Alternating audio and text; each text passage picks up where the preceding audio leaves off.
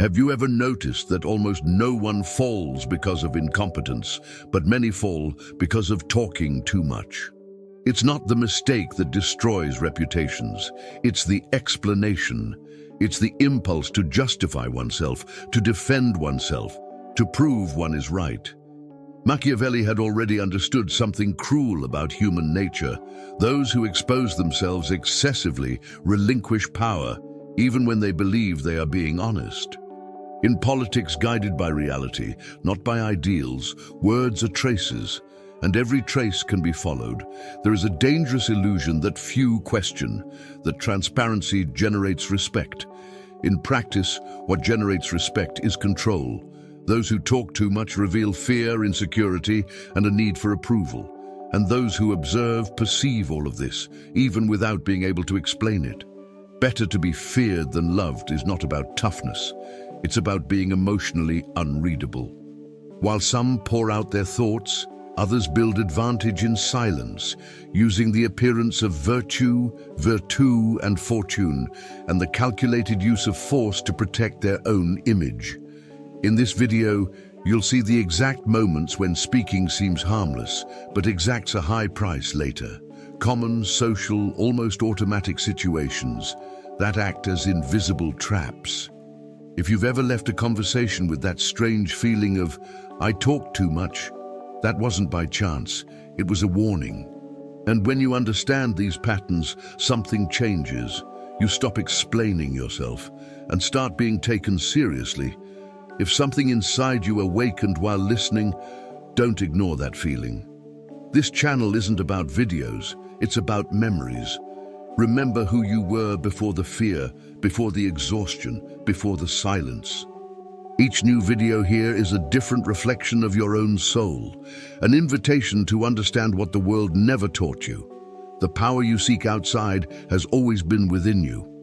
If you feel that this journey speaks to what lives silently within you, sign up now, not to follow yet another creator, but to reconnect with something the world tried to make you forget. Because here, every word was made to heal, each reflection to awaken, and each video serves as a reminder. You are not alone on the path back to yourself. Click on subscribe and turn the algorithm into a daily reminder of who you really are. He's seen this happen dozens of times. The confident, calculating person, seemingly in control, enters a state of rage and in a few minutes dismantles their own image. Rage is a state where politics guided by reality, not ideals, disappears, and instinct takes the wheel. At that moment, the individual talks too much, explains too much, accuses too much. That's when phrases like, "You've always done this to me," or "I've endured it silently for years," emerge, delivering complete emotional maps to attentive observers. Machiavelli already warned that true power requires inner control, because whoever loses emotional control also loses the narrative. Rage makes the subject abandon the appearance of virtue and reveal their inner workings without realizing it. They believe they are being authentic, but in practice they are offering ammunition. And the most dangerous thing, they think they are winning the conflict, when in reality they are being studied. Those who observe understand their fears, their limits, and where to apply pressure next time. That's how reputations begin to crumble silently, without an audience, without applause, only with consequences. An experienced mentor knows that anger is a tool that should be used with calculated use of force, never as a spontaneous outburst. Decisions based on real human nature show that when someone is furious, their mind goes into discharge mode, not strategy mode. It reveals old resentments, hidden alliances, professional frustrations, and even insecurities that should remain invisible. In work environments, for example, a simple aggressive outburst can expose that the person feels threatened, underestimated, or wronged. Everything a rival needs to act. The end justifies the means only when there is control, not when there is lack of control. Therefore, those who understand virtù and fortuna learn to create pauses before reacting. Breathing, postponing conversations, writing down what you feel and not sending it, simple but powerful practices. Reading historical letters from strategic leaders helps to understand how silence was used as a shield. Anger felt in silence protects more than 1,000 explanations spoken aloud. He often says something that sounds almost cruel but is liberating. When you explode, you're not scaring anyone, you're exposing yourself. Better to be feared than loved doesn't mean being aggressive, but unpredictable and emotionally stable. Explicit anger creates predictability. The manipulator, the rival, and even the curious understand exactly where you hurt. That's why those who seek real power build their own loyal armies internally. Discipline, self-control, and strategic silence. Constant adaptability means knowing when to speak, and especially when not to react. Instead of confronting in the heat of the moment, the wise person observes, mentally registers, and acts later at the right time. They don't need to win the argument, they prefer to win the game. And while the other person thinks they've won by provoking a reaction, something much more dangerous begins to form behind the scenes. Because if anger reveals too much, imagine what happens when someone learns to provoke that reaction on purpose. He always warns, poorly digested success turns into vanity, and vanity turns into carelessness. When someone starts boasting too much, believing they are merely celebrating, in practice, they are exposing their own method. Every detail recounted, how they made money, who helped, what shortcuts they used, becomes a veritable instruction manual for those observing in silence. Machiavelli already made it clear that politics guided by reality, not by ideals, requires discretion, because power is sustained more by mystery than by display. The individual thinks they are inspiring, but often they are teaching competitors to replicate, attack, or sabotage. The appearance of virtue comes into play when they present themselves as an example of merit, but forget that not everyone listens with admiration. Some listen with cold calculation. Success announced aloud creates mental maps for rivals who were still lost. And the most ironic thing, the more they talk, the more they believe they are consolidating their position, when in reality they are reducing their competitive advantage. Those who understand decisions based on real human nature know that people compete not only for resources, but also for status and control. By displaying victories, individuals provoke comparisons, envy, and strategic analysis. A businessman who details revenue, marketing strategies, or internal agreements in informal conversations is, unknowingly, training future adversaries. The end justifies the means only works when the primary means is silence. Virtù and fortuna walk hand in hand when there is emotional discipline to contain the impulse to prove one's worth all the time. A practical exercise is simple. Celebrate in closed circles with your own loyal armies, people who grow with you, not over you. Avoiding being hated often involves not rubbing victories in the faces of those who are still struggling. Great strategists prefer the world to underestimate their abilities rather than overestimate their moves. Excessive exposure turns success into a target. The mentor observes that true power rarely announces its arrival. Better to be feared than loved, in this context, means being respected for consistency, not verbal ostentation.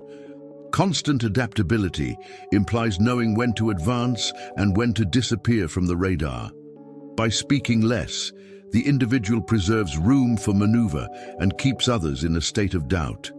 Instead of explaining how they won, they let the results speak for themselves, always in a controlled manner. A classic example is leaders who never reveal all their decision-making criteria, maintaining strategic unpredictability.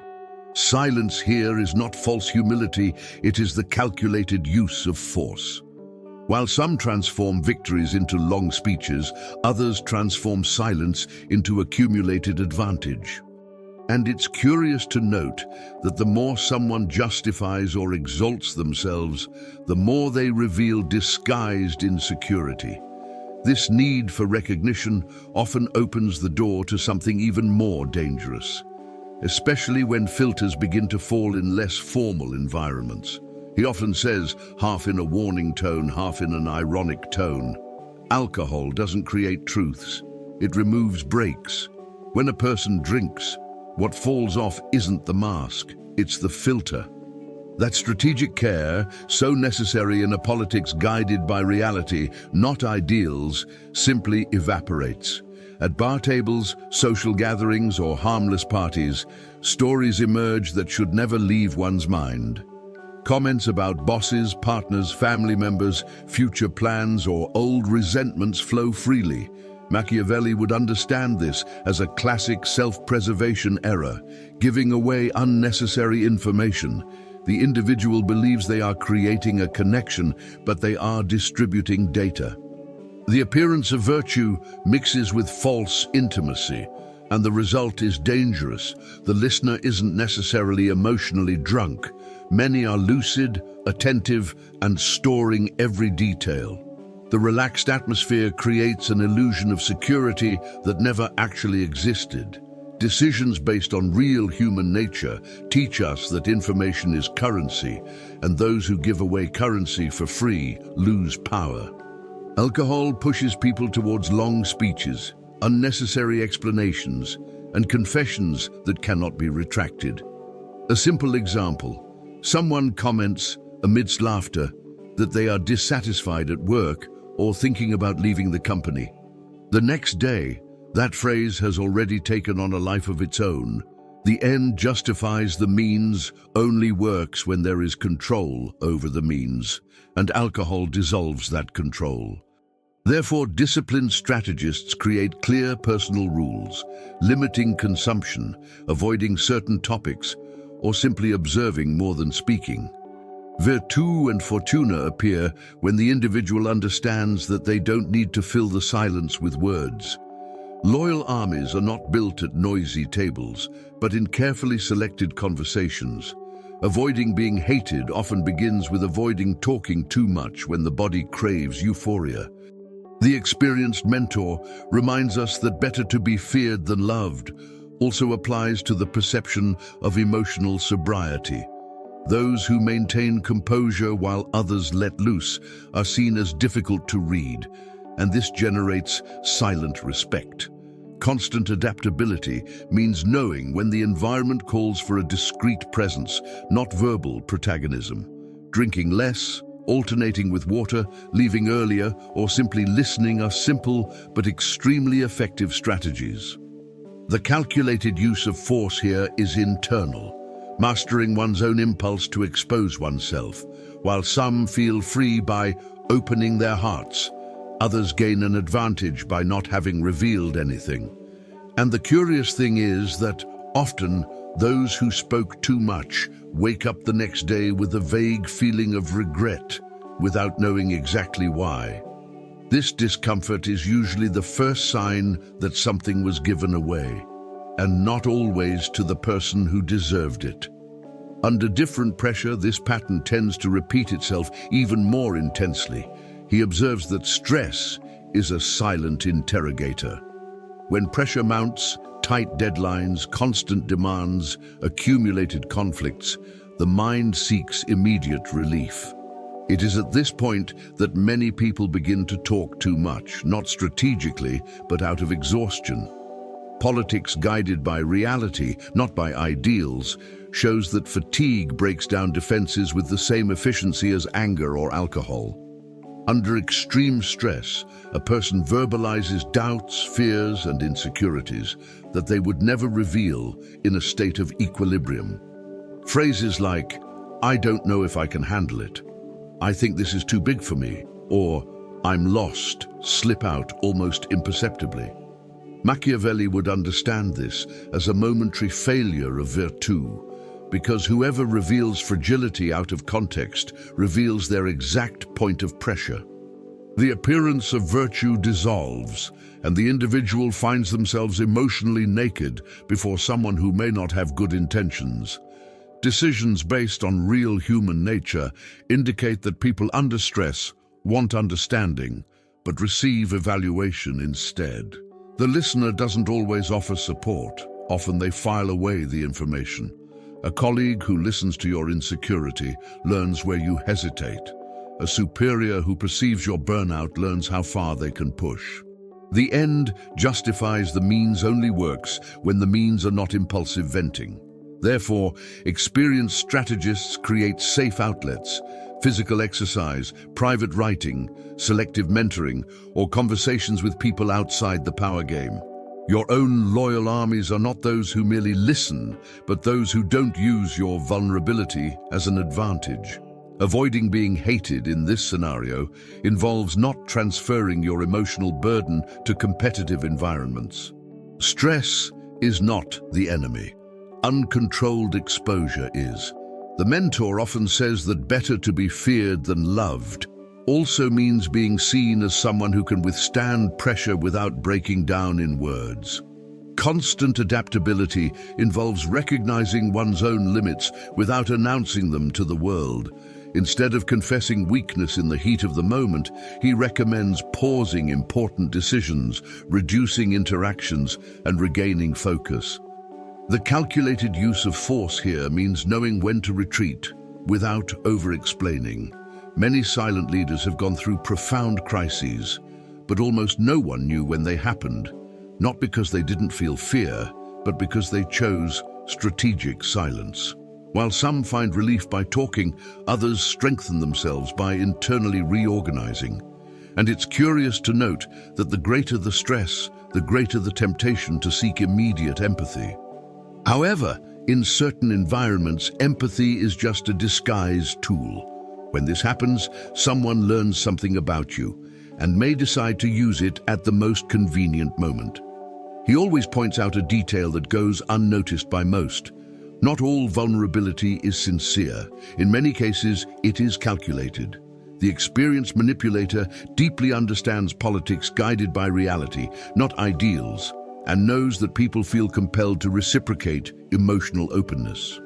When someone shares pain, failure, or insecurity, even if theatrically, it activates in the other person the automatic impulse to balance the conversation. That's where the game begins. The victim thinks they are creating intimacy, but they are merely being led. Machiavelli would observe this as a sophisticated form of information gathering, where the appearance of virtue manifests as strategic humility. The manipulator doesn't want consolation. They want data. And the more empathetic the other person appears, the more they expose themselves. The conversation seems light, almost therapeutic, but at its core, it functions as an interrogation without resistance. Decisions based on true human nature show that good people want to help, listen, and offer support. The manipulator exploits exactly that. They reveal a small secret to extract a bigger one. They confess a controlled insecurity to provoke a real confession. The end justifies the means, in this case disguised as friendship. A common example arises in the professional environment. Someone says they are insecure about their job, only to hear the other admit that they also fear being fired or internally changed. And just like that, the tables have turned. Virtù and fortuna favor those who understand that not all listening is neutral. Their own loyal armies don't pressure for revelations. They respect silences. Avoiding being hated doesn't mean pleasing everyone, but knowing when not to give in emotionally. Sometimes polite silence protects more than excessive empathy. The mentor often teaches that better to be feared than loved here translates to being emotionally unreadable. Constant adaptability means recognizing patterns. Those who always show vulnerability too quickly are usually playing games. The calculated use of force is not about confrontation, but about limiting. Listen without revealing. Welcome without confessing. Agree without delving deeper. Simple strategy. Respond to vulnerability with generalities, not personal details. Instead of narrating your pain, talk about broad learnings, books you've read, ideas you've studied. This maintains connection without exposure. Many confuse coldness with strategic maturity, but they are different things. The manipulator becomes frustrated when they don't find emotional reciprocity. And curiously, they come to respect those who don't reveal their heart in the first conversation. Because deep down, they know that whoever controls what they reveal controls the game. And when this exchange becomes public or collective, the risk grows even more. He often says something unsettling, but it's necessary to listen. Those who gossip today will be gossiped about tomorrow. The seemingly innocent conversation about others creates an invisible trail of distrust. Within a politics guided by reality, not ideals, gossip is not a venting of feelings. It's a sign of a leak. When someone talks too much about absent people, they communicate something dangerous about themselves, a lack of control and loyalty. Machiavelli would understand this as a basic strategic error because information only has value when it is well managed. The person believes they are creating bonds, but in practice, they are positioning themselves as an unstable channel. The appearance of virtue arises in the form of, "I'm just commenting," but the listener is evaluating, not the content, but the behavior. Every shared detail becomes a silent test of reliability, and almost always the result does not favor those who talk too much. Decisions based on real human nature show that listeners rarely become emotionally involved with gossip. They use it. While someone speaks, the other person gathers patterns, alliances, resentments, and weaknesses of others. The end justifies the means here appears as a trap. Those who believe they gain power by spreading information lose something much greater: reputation. A common example arises at work, commenting on colleagues' mistakes or internal decisions, thinking that this generates complicity. In reality, it generates alert. Your own loyal armies are not built by talking about others, but by protecting those who are absent. Avoiding being hated often involves not participating in this game. Silence in gossip circles is unsettling, but it preserves. Virtù and fortuna favor those who understand that information doesn't need to circulate to exist. The experienced mentor teaches that better to be feared than loved. In this context, means being respected as someone who doesn't talk too much about anyone. Constant adaptability means knowing how to exit unproductive conversations without creating friction. The calculated use of force manifests in neutral responses, changing the subject or simply listening without engagement. Those who avoid gossip become unpredictable, and this generates caution around them. Curiously, the less you talk, the more people try to talk to you. But now the game is reversed. You observe, learn, and decide what is worth keeping. Those who talk too much lose control of the narrative. Those who listen too much gain a silent advantage. And it is at this point that many realize too late that they have been classified as a disposable source. When the conversation changes tone and involves hierarchy, this risk multiplies. He often observes that hierarchy is a cruel mirror. The more someone tries to explain themselves, the more insecurity they reveal. Faced with authority figures, many fall into the trap of justifying every decision, every mistake, every detail.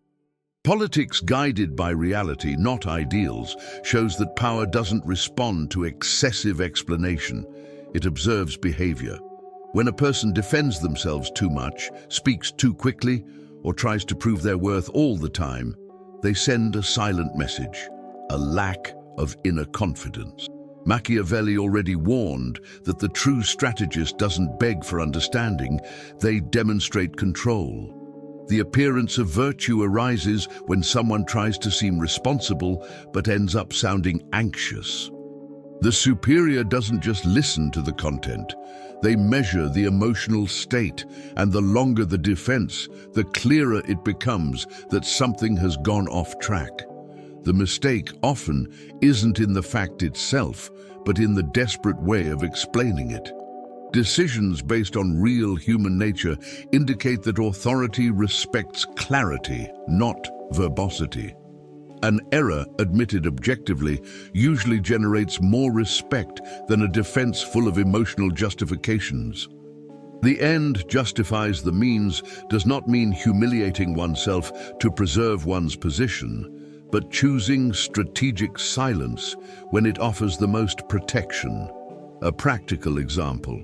Instead of listing external reasons, the experienced individual acknowledges the point, presents the correction, and concludes. Simple. Your own loyal armies are not built by trying to please superiors, but by maintaining consistency. Avoiding being hated in this context involves not transferring anxiety to those who evaluate you. Virtue and fortuna favor those who remain firm even under questioning. Authority tests limits, and those who verbally crumble fail this test without realizing it. The mentor emphasizes that better to be feared than loved here means being seen as someone emotionally stable under pressure. Constant adaptability involves knowing when to respond and when to stop talking. The calculated use of force manifests in short answers, an upright posture, and silence after the essential. Those who speak little force the other to fill the void, and this reverses the dynamic. Many believe that over-explaining demonstrates transparency, when in reality it demonstrates fear of judgment. Over time, superiors come to trust more those who don't become emotionally disorganized.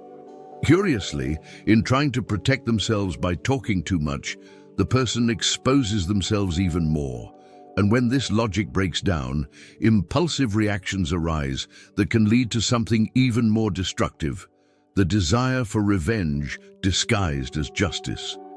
He often says that spoken revenge is always more expensive than it seems.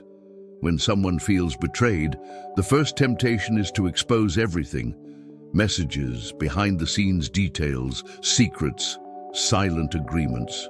The person believes they are doing justice, but in the logic of politics guided by reality, not ideals, they are merely changing roles, from victim to unstable source.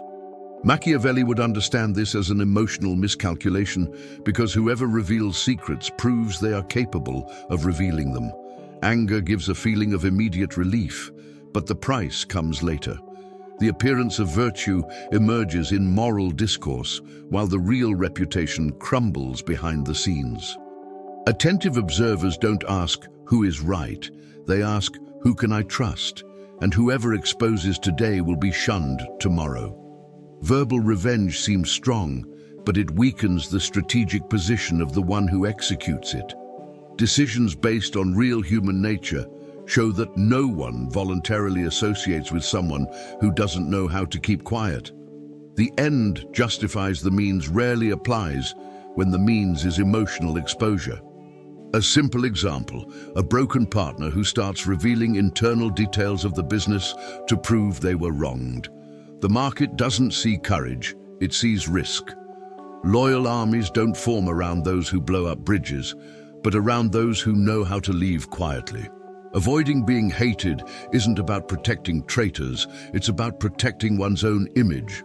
Virtue and fortuna favor those who understand that certain victories are silent. The secret isn't absolving the betrayer, but not allowing betrayal to determine your public behavior. Speaking less preserves future options. The mentor emphasizes that better to be feared than loved. In this context, means being respected as someone who doesn't act impulsively. Constant adaptability means choosing when to act legally, strategically, or simply move forward without spectacle. The calculated use of force might mean not reacting publicly, but reorganizing behind the scenes. Those who take revenge by speaking reveal a lack of control. Those who reorganize in silence reveal power. Curiously, silence after a betrayal is often more unsettling than 1,000 accusations. It creates doubt, discomfort, and fear of what might come. While some burn their own credibility, trying to prove something, others build a new position without saying a word. And it is at this point that many confuse silence with weakness, until they realize too late that the game has already turned on another board. He observes something almost comical, if it weren't so tragic. The less someone masters a subject, the more they feel the need to discourse about it. Insecurity creates noise. Instead of strategic silence, the impulse arises to explain, justify, demonstrate knowledge at any cost. Politics guided by reality, not by ideals, teaches that real competence is rarely announced, it manifests itself. Machiavelli would understand this behavior as a desperate attempt to maintain the appearance of virtue in the face of fear of being discovered. The individual speaks quickly, uses technical terms out of context, and lengthens simple answers. He believes he is impressing, but he is only defining his own limits. The observer notices where he slips, where he repeats concepts, and where he avoids direct questions. The excess of words becomes a spotlight pointed at his own fragility. Decisions based on real human nature show that experts don't compete for verbal attention, but for results. The insecure person, on the other hand, tries to win through volume. The end justifies the means here appears as an illusion. Talking too much doesn't correct a lack of preparation. A common example is in professional meetings, when someone monopolizes the conversation to avoid being questioned. This works for a few minutes, but it doesn't sustain a reputation. Loyal armies form around those who deliver solutions, not speeches. Avoiding being hated involves not tiring others with excessive technical self-promotion. Virtù and fortuna favor those who answer little and act well. The truly competent person knows how to say, "I don't know," without fear, because they trust their own ability to learn and adapt. The mentor emphasizes that better to be feared than loved. In this context, means being respected for precision, not verbosity. Constant adaptability involves observing more than speaking, asking more than asserting. The calculated use of force manifests in objective answers, conscious pauses, and focus on the essential. Interestingly, those who speak little tend to be listened to more attentively when they decide to speak. Those who speak too much lose specific weight. Silence creates expectation, excess creates wear and tear. Many try to mask insecurity with words, when the real path would be to invest in silent preparation. Studying, practicing, testing, classic books, technical reports, observing those who perform well, all of this builds invisible authority. And when insecurity encounters external pressure, the risk increases even more, especially when promises begin to be made without foundation. He often says that few things imprison faster than a poorly thought-out promise. Under pressure, demands, or fear of losing ground, many people say, "I'll solve it, I'll deliver, you can count on me," without any real calculation. Politics guided by reality, not by ideals, shows that promising beyond one's capacity is not courage, it's disguised desperation. Machiavelli would understand this as a serious failure of virtù, because whoever promises what they cannot control hands their own future over to others. At the moment, the promise relieves tension, but soon it becomes an invisible debt. The appearance of virtue appears as goodwill, while the real structure does not support the discourse. The listener does not register intention, but expectation. And when the promise is not fulfilled, the reputation suffers silent, yet lasting damage. Decisions based on real human nature indicate that credibility isn't lost all at once, but through the accumulation of small breaches. The end justifies the means doesn't apply when the means is lying to buy time. A common example occurs at work. Someone accepts an impossible deadline to appear competent. Days later, they start justifying delays, improvising excuses and asking for extensions. A loyal and dedicated workforce doesn't trust those who promise everything. They trust those who deliver on their promises. Avoiding being hated involves knowing how to say, "This isn't feasible right now," without guilt.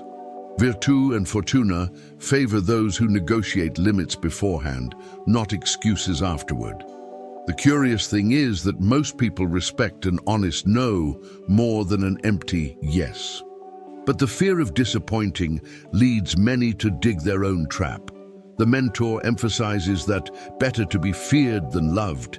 Here means being seen as someone predictable in delivery, not agreeable in promises. Constant adaptability means adjusting commitments to reality, not external pressure. The calculated use of force appears in clarity. Promise less, deliver more. Those who learn this gain silent authority.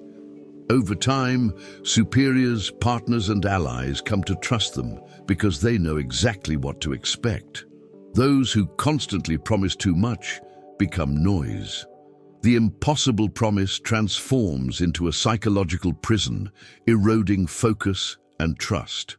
And when someone has already spoken too much, exposed insecurities, justified excesses, and broken promises, their reputation is completely damaged. It is at this point that many realize too late that speaking less has always been the true protection. Now, the question that really matters isn't whether you recognize these moments, it's what you're going to do from them. How many times have you spoken too much trying to protect yourself, justify yourself, or appear competent? How many opportunities slipped through your fingers because you revealed something you should have kept silent about? Machiavelli didn't teach silence out of cowardice, but choosing words as one chooses battles. Politics guided by reality, not ideals, demands self-control, environmental awareness, and constant adaptability. Those who learn this are seen differently, more solid, more reliable, more dangerous in the best sense of the word. From now on, observe yourself. Observe when the urge to over-explain arises, when anxiety demands promises, when the ego wants to prove its worth with words. Instead, practice the calculated use of force. Speak less, deliver more, observe better. Build your own loyal armies based on respect, not on rhetoric. Remember, it is often better to be feared than loved, to simply be respected by those who know you don't expose yourself unnecessarily. Strategic silence doesn't eliminate opportunities. It filters out the wrong ones. And now I ask you, in which of these moments did you most recognize yourself? What will you change in the next difficult conversation? If this content resonated with you, subscribe to the channel and turn on notifications. Here you learn to read the human game as it really is, without illusions, without romanticizing, with strategy. Because speaking less doesn't erase you, it positions you.